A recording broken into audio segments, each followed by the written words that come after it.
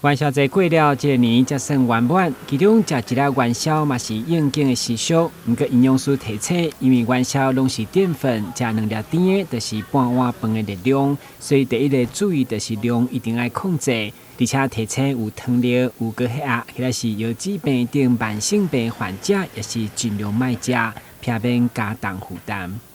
在吃这个元宵或者是汤圆的这个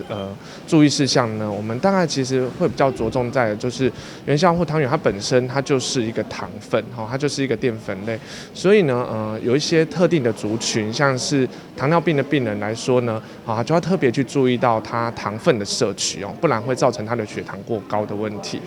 那平常如果说在家里煮汤圆的时候呢，大概是都会用一些可能加一些砂糖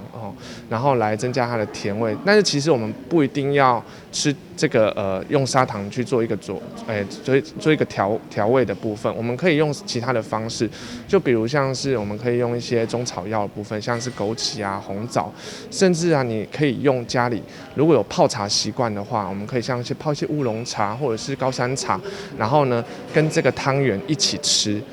除了一寡高危险群一定要控制，另外有人讲元宵煮汤有一寡营养素就伫汤内底，所以唔通袂记哩啉汤。对此营养师嘛澄清这款错误的观念。汤品呢，它本身它的一些食品添加物会溶出在汤里面，还有钠含量以及青菜里面的一些钾离子，其实也都会溶出的。那溶出的过程当中，如果你全部都喝进去，全部饮用完毕，这样有可能就会造成像肾脏病的病人他的钾磷排不出去，造成这个就是电解质的一个负担就是在身体里面它可能会堆积太多，造成毒血症的问题。那当然钠离子的部分对于心血管疾病来说，摄取过多也是不好的。最后营养师嘛提醒，食元宵要注意唔通伤少烫到，老大人食嘛一定要分开细地慢慢啊煲，避免歹消化过掉。电新闻君及何乔邦采访报道。